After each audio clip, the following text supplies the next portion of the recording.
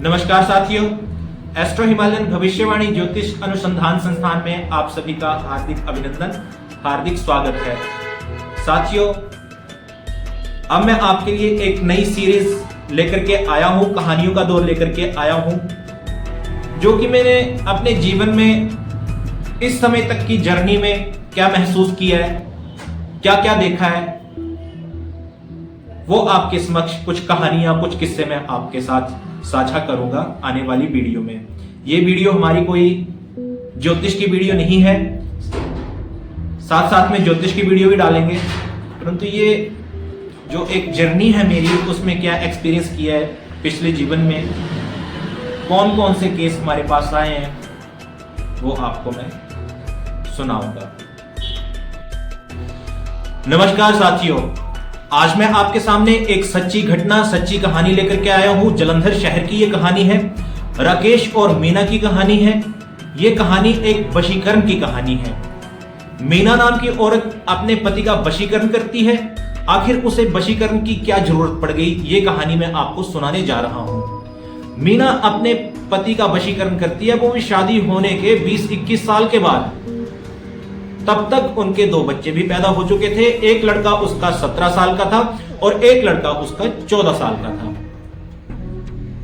और राकेश और मीना ने लव मैरिज की थी और दोनों परिवार की आपसी सहमति के साथ उनकी शादी भी हो गई थी। वो अपने परिवार में बहुत खुश थे।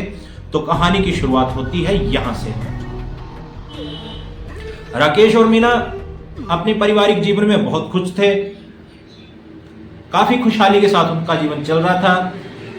परंतु जीवन है, इसमें उतार चढ़ाव भी देखने को मिलते हैं। तो शादी के कुछ सालों के बाद राकेश का बिजनेस जो है वो खराब हो जाता है। वो उठने के प्रयास करता है, नए नए बिजनेस करता है, परंतु उनमें वो सफल नहीं हो पाता है। काफी कड़ी मेहनत करता है राकेश, और यहीं पर ही जब वो थक हार जाता है तो उसकी पत्नी उसकी बाजू थामती है और कहती है कि मैं आपके साथ हूं और अब हम नया काम शुरू करेंगे। बड़ा काम नहीं, हम छोटा काम शुरू करेंगे। दुनिया चटोरी है तो अब हम खाने पीने का काम शुरू करेंगे। तो राकेश के पास इतने पैसे भी नहीं थे कि वो खाने पीने का काम अच्छे से कर पाए। तो लास्ट में वो निर्णय लेते हैं कि हम एक छोले भटूरे की रेडी लगाएंगे और यहीं से ही काम शुरू करेंगे। तो वो जालंधर शहर में अपने छोले भटूरे की रेडी लगा देते हैं और उनकी रेडी इतनी चलती है कि क्या बताएं। राकेश की पत्नी मीना, उसके हाथों में ऐसे जैसे मानो कि मां अन्नपूर्णा का निवास हो, ऐसा खाना बनाती थी कि साक्षात अन्नपूर्णा वो छोले भटूरे बना रही है। इतने फेमस होते हैं उनके छोले भटूरे, दिन रात लोग उनकी रेडी पे छोले भटूरे खाते हैं। और वो इतना पैसा इकट्ठा कर लेती है कुछ समय के बाद, कुछ सालों के बाद, कि एक नामी गिरामी हॉस्पिटल के पास वो अपनी एक दुकान किराए के ऊपर ले लेते हैं और उस दुकान में वो खाने पीने का काम और मिठाई बनाने का काम शुरू कर देते हैं। अब भाई साहब, वो सुना है दिन दुगनी रात चौगनी तरक्की करना। यहां पे यही कहानी जो है पूरी सत्य साबित होती है राकेश के साथ। राकेश इस तरीके से तरक्की करता है, दिन दुगनी रात चौगनी। उसकी दुकान बहुत ज्यादा फेमस हो जाती है, दूर दूर से लोग उसके पास खाना खाने के लिए आते हैं, भीड़ लगी रहती है। लोग जो है वो घंटों वेट करते हैं उसके पास खाना खाने के लिए। उसकी कुछ स्पेशल आइटमें इतनी फेमस हो जाती है, उसकी मिठाइयां फेमस हो जाती हैं।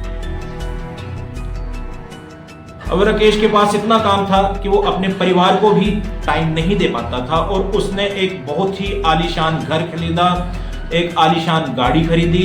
उधर उसके बच्चे पढ़ाई लिखाई में भी होशियार थे और साथ में खेल कूद दौड़ में भी बहुत ज्यादा होशियार थे। तो राकेश जिसको बोलते हैं उसकी, तो सुना है जैसे किसी व्यक्ति की पूरी उंगलियां घी में। अब राकेश को तो मैं बोल सकता था, उसका बिजनेस इतना हो गया था, अच्छा परिवार था, अच्छा पैसा था, साधन संपन्न था, नौकर चाकर आगे पीछे थे, तो उसकी तो सारी उंगलियां घी में और सर कढ़ाई में था। पर जब आदमी के पास पैसा आता है ना, तो उसका दिमाग भी खराब हो जाता है। काम, क्रोध, लोभ, मोह, माया, अहंकार, इसकी भी जागृति आ जाती है। और ऐसा ही कुछ राकेश के साथ भी हुआ। राकेश के जीवन में भी अब काम, क्रोध, लोभ, मोह, माया, अहंकार, इसका समावेश उसके शरीर में हो गया। तो अब यहां से कहानी में एक नया चैप्टर जुड़ जाता है। वो चैप्टर था माया नाम की औरत का। राकेश और माया नाम की औरत का आपस में प्रेम संबंध यहां पे शुरू हो जाता है।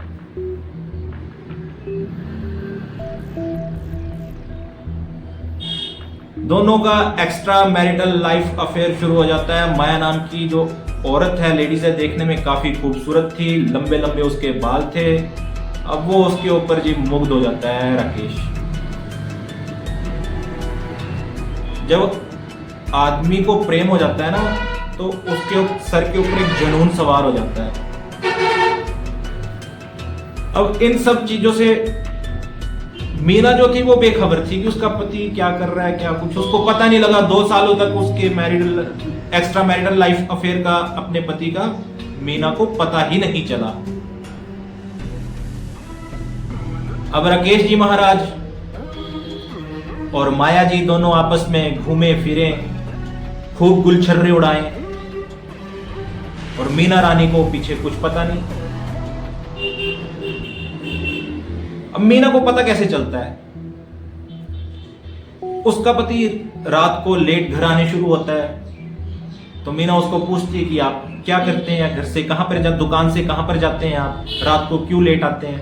तो बोलते हैं कि मैं नई दुकान, नया कारोबार शुरू करने वाला हूं, दूसरी लोकेशन पे जा रहा हूं, वहां पे काम करवा रहा हूं।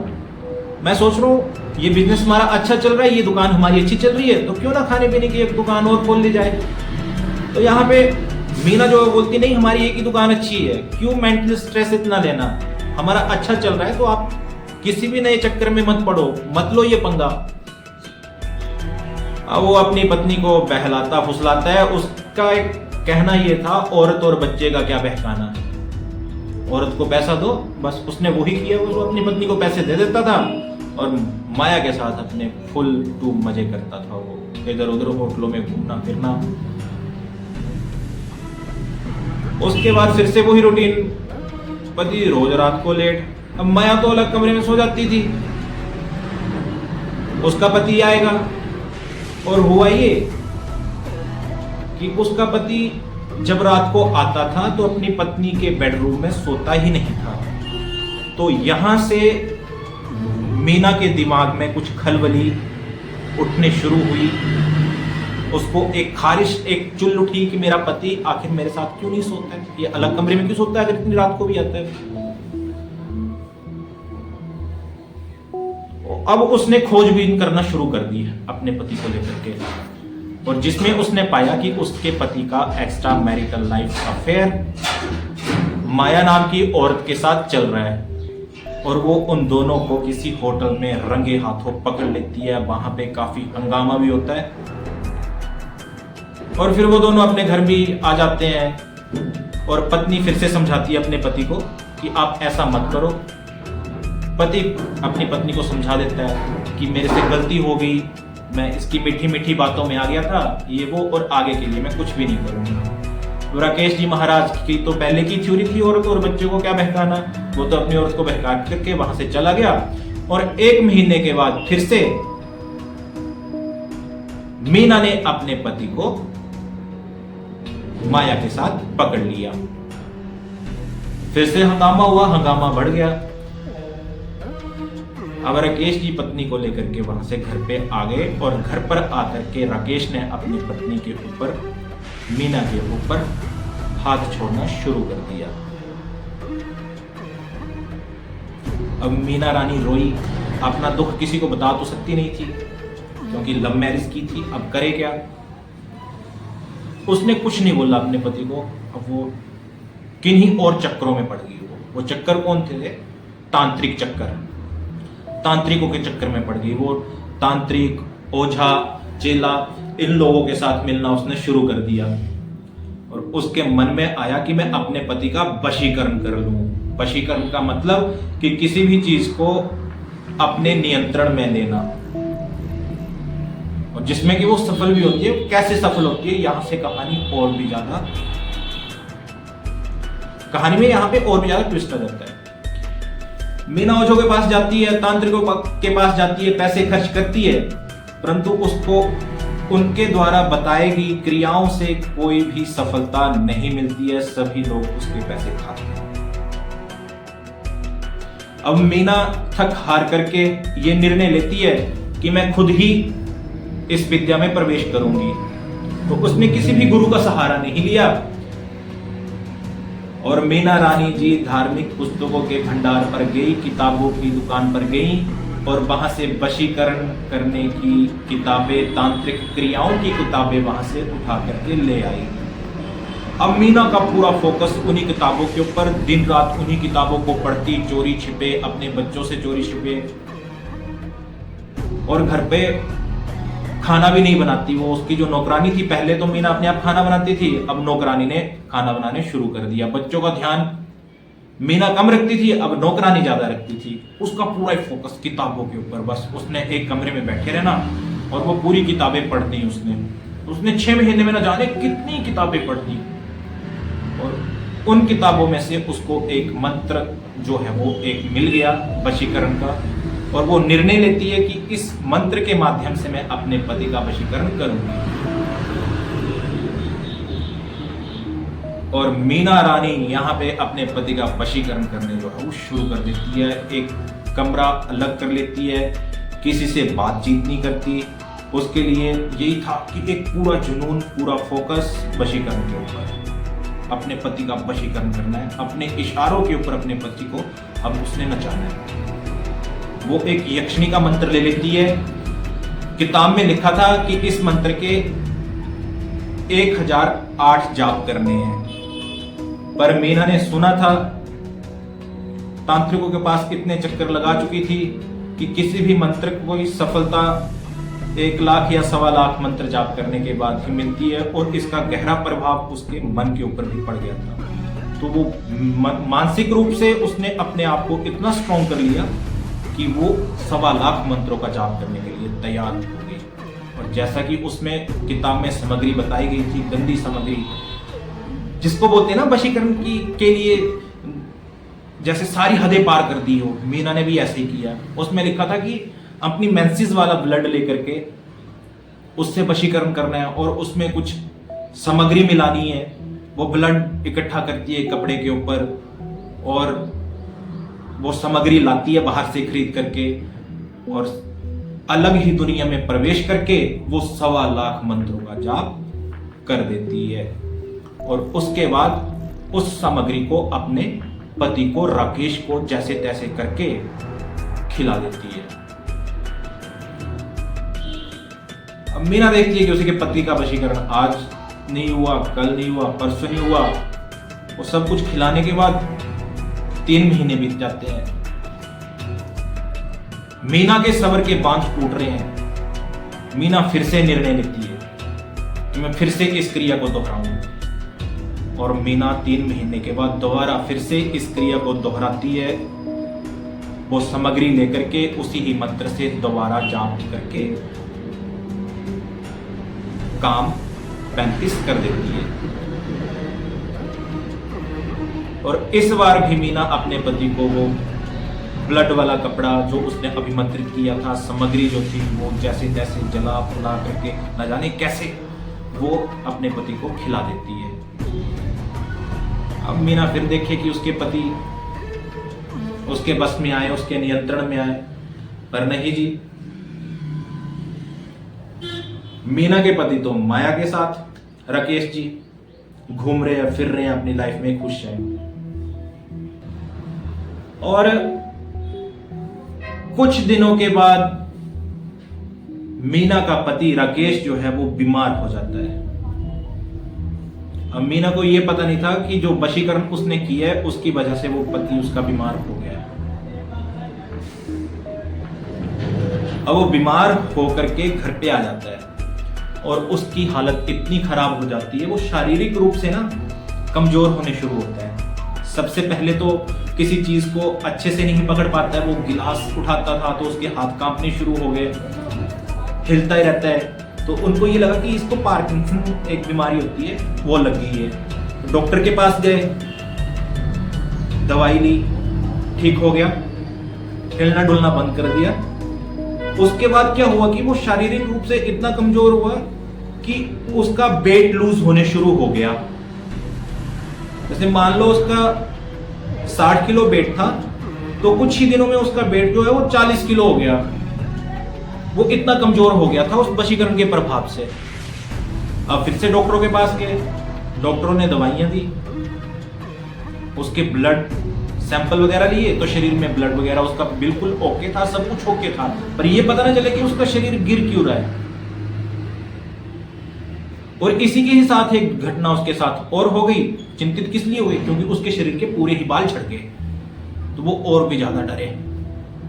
और उसके बाद एक गोरा चिट्टा आदमी एकदम से काला पड़ जाए, और भी ज्यादा परेशानी। डॉक्टरों के पास चक्कर लगाने शुरू किए, परंतु शरीर में बीमारी ही कोई ना निकले। और इतना सब कुछ होते होते होते कुछ टाइम के बाद राकेश के शरीर से बदबू आने शुरू हो गई। और वो बदबू इतनी भयंकर थी कि उसके आसपास कोई खड़ा भी नहीं रह सकता था। और वो बदबू कब आती थी? राकेश के शरीर से कम 2 या 3 बार रोज ये बदबू आती थी। उसको एकदम से पसीने आते थे, और इतने पसीने आते थे कि उसका पूरा ही शरीर गीला हो जाता था। और जब वो पसीने आते थे तो उसके शरीर से इतनी दुर्गंध आती थी कि उसके आसपास खड़ा होना भी मुश्किल हो जाता था। राकेश अपने जीवन में एक सात्विक व्यक्ति था। मांस, मछली, अंडा इसका सेवन नहीं करता था। तो उसकी वाइफ बताती है कि उस दौरान वो बोलता है कि मेरे को मांस, मछली, अंडा दो।